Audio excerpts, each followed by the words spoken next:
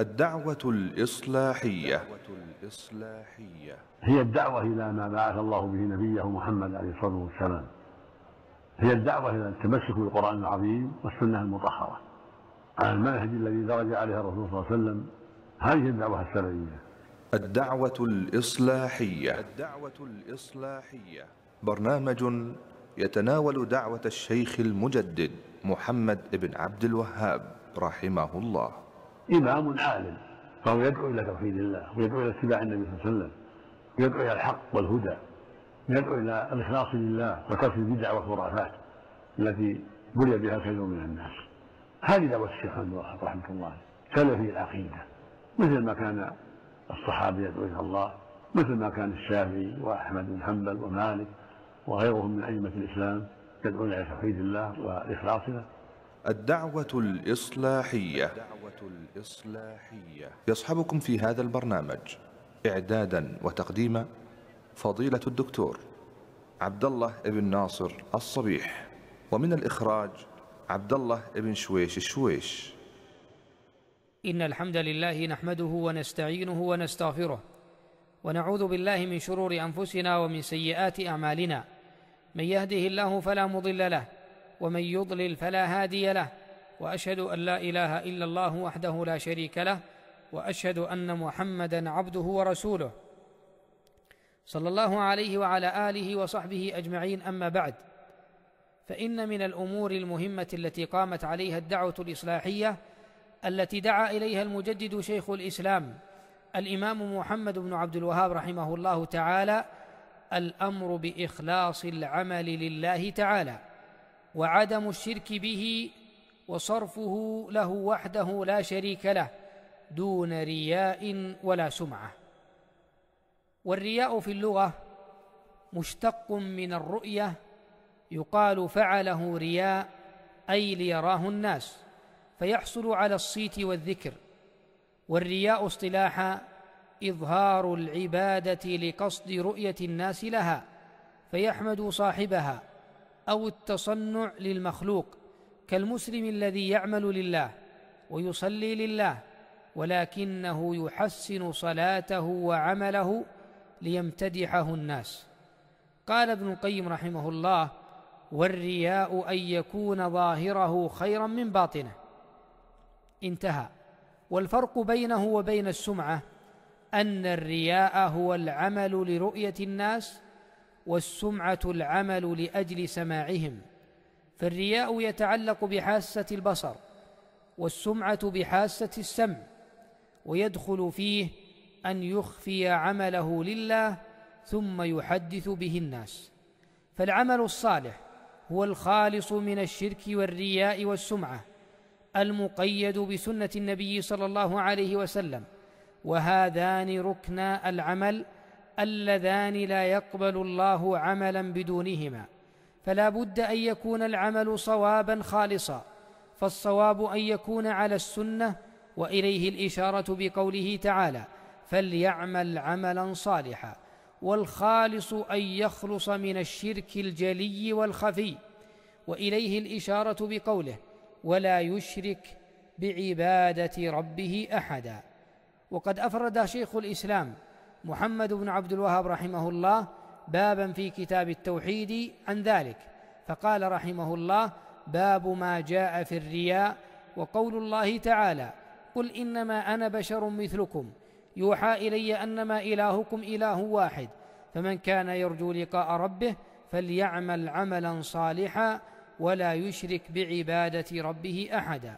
وعن أبي هريرة رضي الله عنه مرفوعا قال الله تعالى: أنا أغنى الشركاء عن الشرك، من عمل عملا أشرك معي فيه غيري تركته وشركه، رواه مسلم. وعن أبي سعيد مرفوعا: ألا أخبركم بما هو أخوف عليكم عندي من المسيح الدجال؟ قالوا: بلى يا رسول الله. قال: الشرك الخفي، يقوم الرجل فيصلي فيزين صلاته لما يرى من نظر رجل، رواه أحمد. انتهى كلام الشيخ رحمه الله تعالى. قال الشيخ عبد اللطيف بن عبد الرحمن رحمه الله: والرياء شرك بالنص والإجماع، وهو من الكبائر إلا أنه ليس مما ينقل عن الملة ويوجب الردة للآيات والأحاديث، وكلام الترمذي يدل على هذا، وقد جعله مثل الرياء وقاسه عليه في الحكم وحمله على هذا المحمل. انتهى كلامه رحمه الله. وقد قسم أيها الإخوة والأخوات جمع من أهل العلم العمل مع الرياء إلى أقسام لخصها ووضحها الشيخ العلامة محمد بن عثيمين رحمه الله. وملخص ذلك أن العبادة إذا خالطها الرياء تكون على 3 أوجه.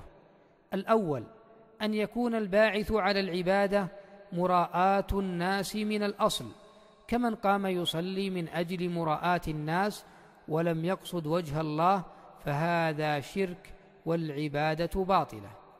الثاني أن يكون مشاركا للعبادة في أثنائها، بمعنى أن يكون الحامل له في أول أمره الإخلاص لله تعالى، ثم يطرأ الرياء في أثناء العبادة، فإن كانت العبادة لا ينبني آخرها على أولها فأولها صحيح بكل حال والباطل آخرها.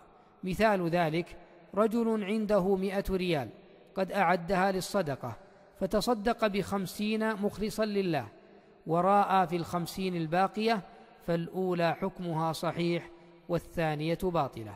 أما إذا كانت العبادة ينبني آخرها على أولها فهي على حالتين: الأولى أن يدافع الرياء ولا يسكن إليه، بل يعرض عنه ويكرهه، فإنه لا يؤثر عليه شيئا، لقول النبي صلى الله عليه وسلم: إن الله تجاوز عن أمتي ما حدثت به أنفسها ما لم تعمل أو تتكلم. مثال ذلك رجل قام يصلي 2 مخلصا لله، وفي الركعة الثانية أحس بالرياء فصار يدافعه، فإن ذلك لا يضره ولا يؤثر على صلاته شيئا. الحالة الثانية أن يطمئن إلى هذا الرياء ويرغب فيه ولا يدافعه، فحينئذ تبطل جميع العبادة، لأن آخرها مبني على أولها ومرتبط به. مثال ذلك رجل قام يصلي 2 مخلصا لله، وفي الركعة الثانية طرأ عليه الرياء لإحساسه بشخص ينظر إليه، فاطمأن لذلك ونزع إليه، فتبطل صلاته كلها لارتباط بعضها ببعض.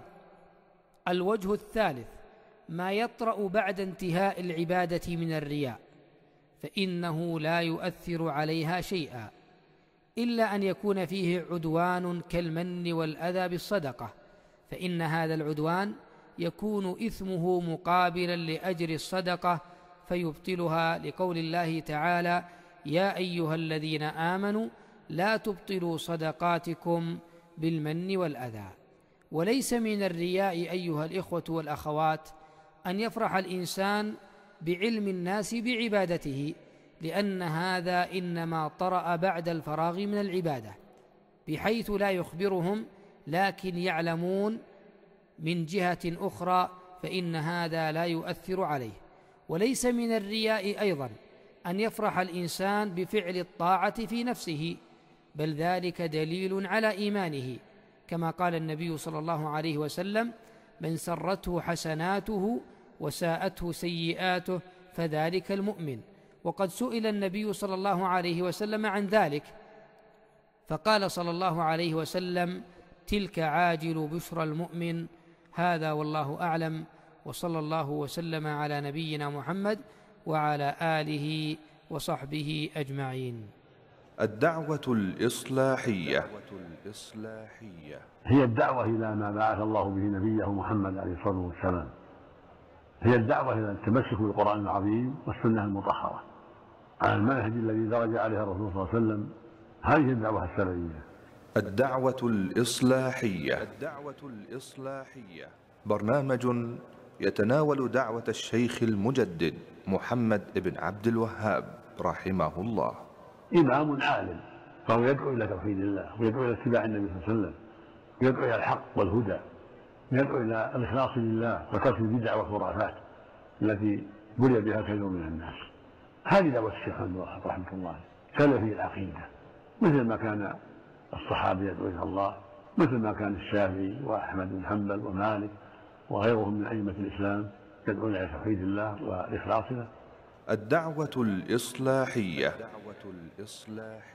يصحبكم في هذا البرنامج إعدادا وتقديما فضيلة الدكتور عبد الله بن ناصر الصبيح، ومن الإخراج عبد الله بن شويش الشويش.